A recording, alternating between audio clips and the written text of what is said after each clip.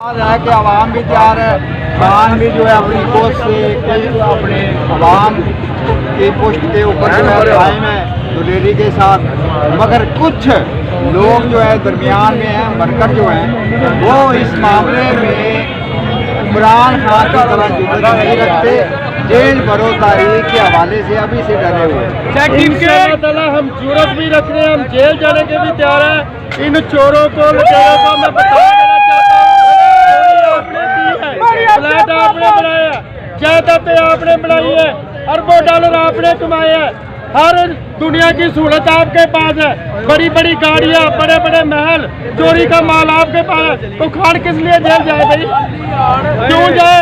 मैं अपने इदारों को बताना चाहता हूँ, उन चोरों को गिरफ्तार करो, लुटेरों को करो जो हमारे 70 साल से पाकिस्तान को लूट रहे हैं। खान को इसलिए जेल जाए, अगर जेल जा रहा तो 22 करोड़ हम उसके साथ खड़े, हमारी एक अलग है, जेल बढ़ा दो, हमें वो भी मंजूर है। लेकिन इन चोरों को लुटेरों को इनकी छांगा मांगा में जेल बढ़ा दो।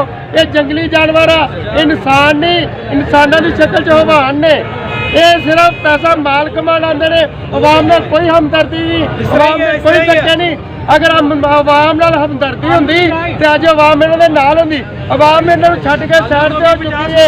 अवाम नूं पता चल गया कि मूसा अपना हुक्मरान नहीं, ये हुक्मरान की शक्ल च टिकट साडे ते काबज होए ने। जेल जेल नित करदा मियां, जेल जेल नित करदा मियां, ते खान ने जेल हुण जाना नहीं। जेल जेल नित करदा मियां, ते खान ने जेल हुण जाना नहीं। तुसीं जिन्ने मर्जी केस बना लो, पर खान ने जेल हुण जाना नहीं। शेर तेरे ने चोरी की, शेर तेरे ने चोरी की, ते खान हुण जेल पहुंचाएगा। शेर तेरे नूं लम्मिया पा के ते सारी माल चढ़ाएगा। खान ने जेल हुण जाना नहीं।